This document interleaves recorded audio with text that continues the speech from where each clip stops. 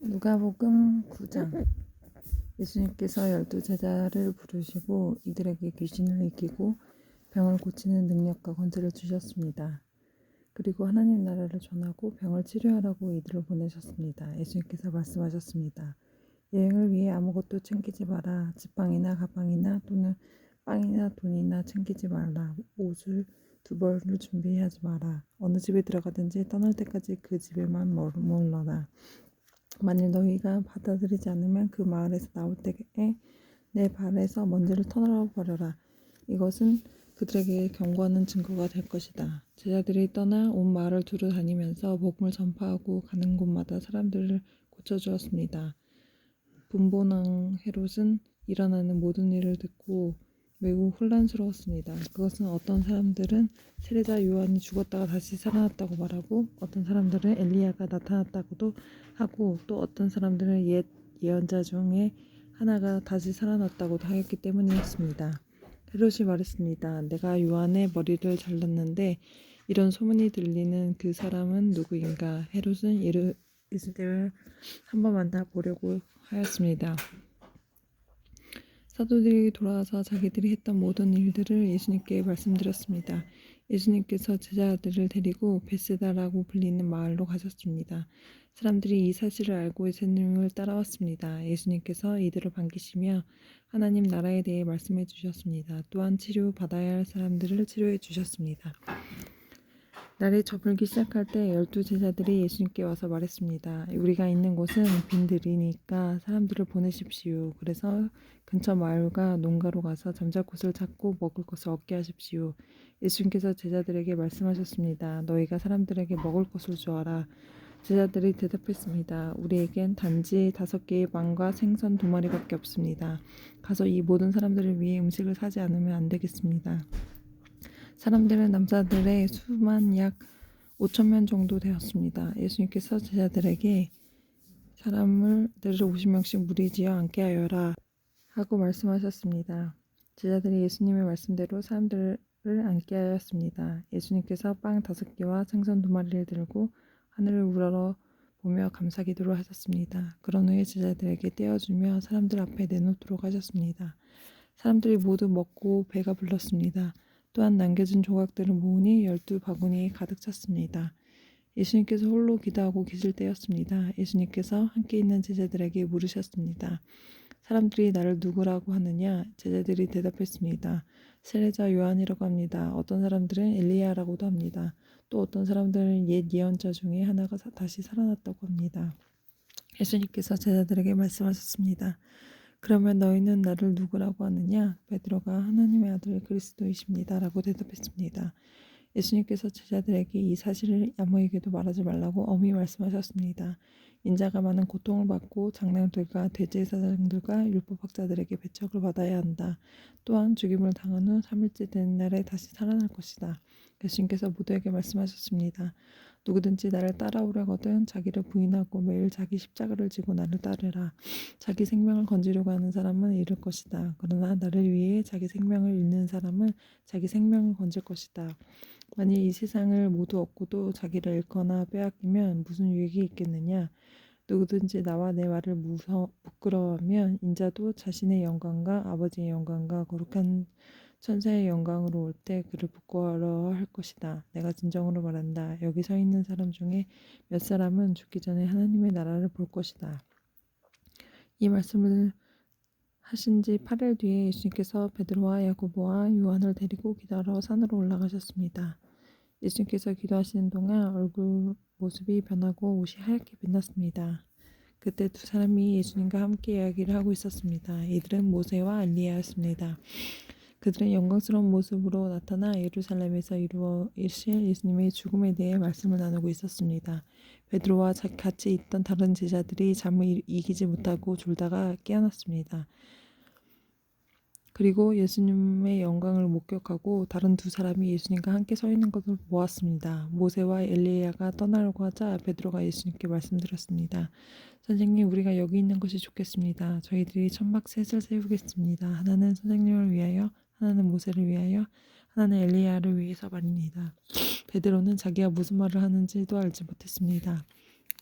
베드로가 이 말을 하고 있을 때 구름이 일어나서 그들을 뒤덮었습니다. 제자들이 구름 속으로 들어가게 되자 두려워하였습니다. 구름 속에서 소리가 났습니다. 이는 내 아들 내가 택한 자이다. 그의 말을 들어라. 소리가 들릴 때 예수님은 홀로 서 계셨습니다. 제자들은 입을 다물고 자신들이 본 것에 대해 아무에게도 말하지 않았습니다. 다음날 산에 내려왔을 때 많은 사람들이 예수님을 맞이했습니다. 그 사람들 중에 한 사람이 예수님께 외쳤습니다. 선생님, 제 아들의 병을 고쳐주십시오. 하나뿐인 아들입니다. 악한 영이 아기를 사로잡으면 갑자기 아이가 소리를 지릅니다. 또 아이에게 경련을 일으켜 입에 거품을 물게 합니다. 그리고 아이에게 상처를 입히며 여관에서 떠나려고 하지 않습니다. 제가 선생님의 제자들께 쫓아달라고 했으나 그들은 할 수 없었습니다. 예수님께서 대답하셨습니다. 아, 믿음이 없고 비뚤어진 세대여, 내가 얼마나 오랫동안 너희와 함께 있으면서 참아야 하겠느냐. 내 아들을 이리로 데려오너라. 소년이 올 때 마귀가 그를 넘어뜨려 경련을 일으키게 하였습니다. 예수께서 더러운 영을 꾸짖으시고 소년을 고쳐주셨습니다. 그리고 그 아버지에게 돌려보냈습니다. 사람들은 모두 하나님의 위대함에 놀랐습니다. 사람들이 모두 예수님의 하신 일을 보고 놀라고 있을 때 예수님께서 제자들에게 말씀하셨습니다. 너희는 이 말을 귀담아 들어라. 인자가 사람들의 손에 남겨질 것이다. 그러나 제자들은 이러한 예수님의 말을 이해하지 못했습니다. 제자들이 이해하지 못하도록 그 뜻이 감추어져 있었습니다. 또한 제자들은 이 말씀에 대해 예수님께 묻기를 두려워했습니다. 제자들 사이에 누가 가장 큰 자인가를 놓고 말다툼이 일어났습니다.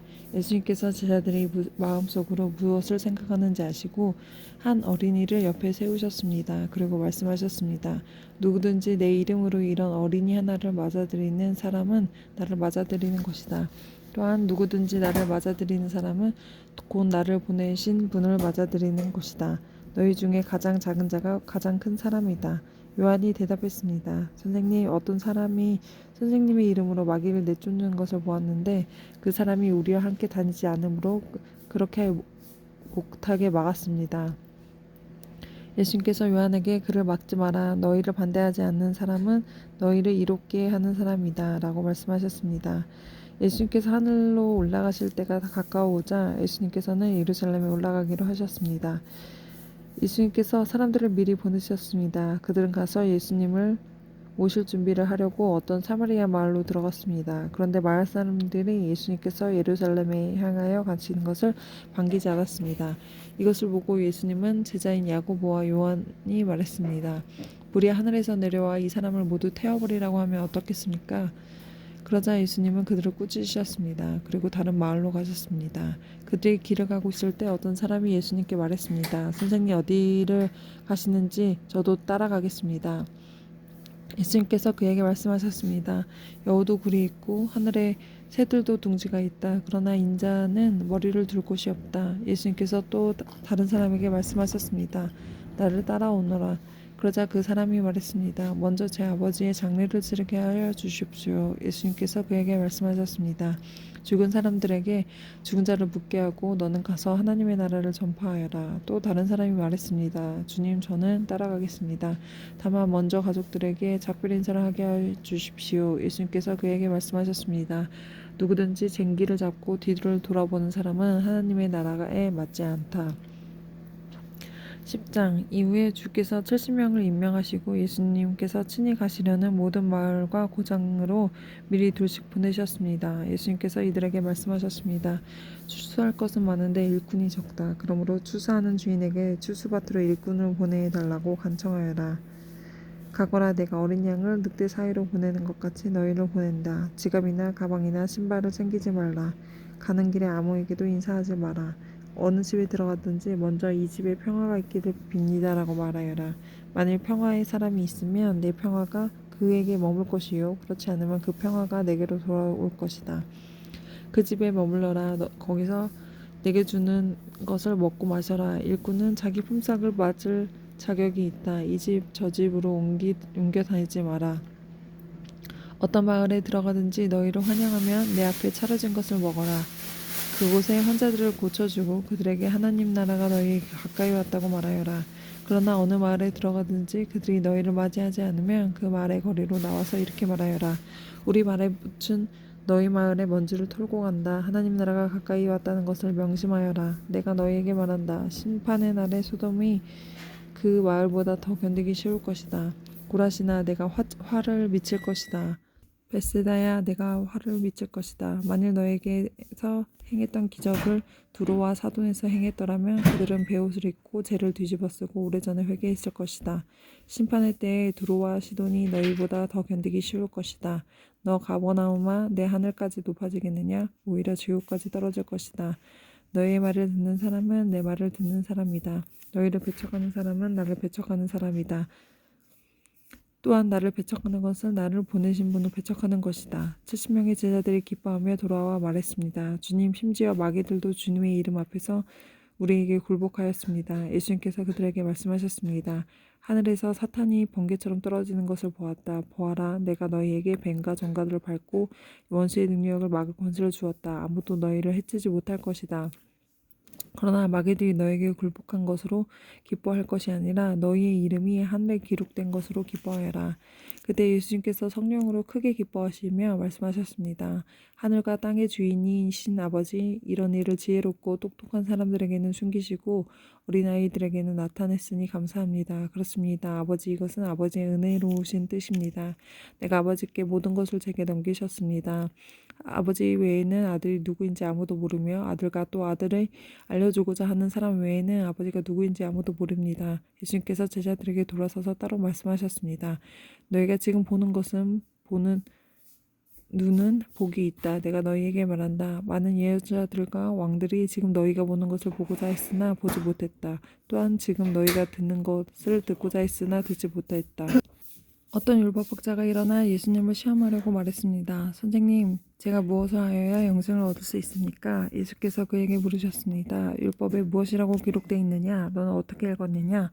율법학자가 대답했습니다. 내 모든 마음과 모든 목숨과 모든 힘과 모든 뜻을 다해 주 내 하나님을 사랑하라고 하였고 또한 내 이웃을 내 몸같이 사랑하라고 하였습니다. 예수님께서 그에게 말씀하셨습니다. 내 대답이 옳다. 이것을 행하여라. 그러면 살 것이다.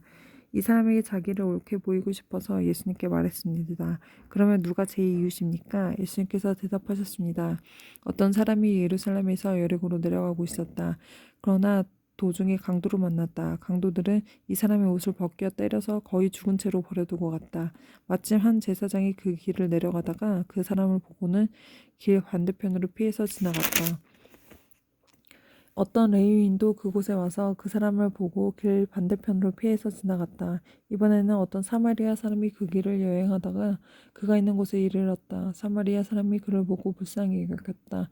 그래서 그 사람에게로 가서 그의 상처를 올리브 기름과 포도주를 붓고 붕대로 감쌌다. 그리고 그를 자기 짐승에 태우고 여관으로 데리고 와서 그를 정성껏 보살펴 주었다. 다음날 그는 은하 2개를 여관 주인에게 주면서 말했다. 이 사람을 잘 보살펴 주세요. 만일 돈이 더 들면 내가 돌아올 때 갚겠습니다. 너는 이 세 사람 중에 누가 강도 만난 자의 이웃이라고 생각하느냐? 율법학자가 대답했습니다. 그에게 자비를 베풀어 준 사람입니다. 그러자 예수님께서 그에게 말씀하셨습니다. 가서 똑같이 하여라. 예수님과 제자들이 여행을 하다가 어떤 마을로 들어갔습니다. 마르다라는 여인이 예수님을 자기 집에 모셔들었습니다. 마르다에게는 마리아라는 동생이 있었습니다. 마리아는 예수님의 발치에 앉아서 말씀을 듣고 있었습니다. 마르다는 여러 가지 접대하는 일로 분주하였습니다. 그러다가 예수님께서 다가가서 말했습니다. 주님, 저 혼자 이 모든 접대를 하는데 제 동생이 저를 거들지 않는 것을 아무렇지도 않게 생각하십니까? 저를 도우라고 말씀해 주십시오. 그러자 주님께서 마르다에게 말씀하셨습니다. 마르다야, 마르다야, 너는 너무 많은 일 때문에 걱정하며 안절부절 못하는구나. 그러나 필요한 일은 오직 한 가지뿐이다. 마리아는 그쪽을 선택했으니 빼앗지 않을 것이다. 아멘.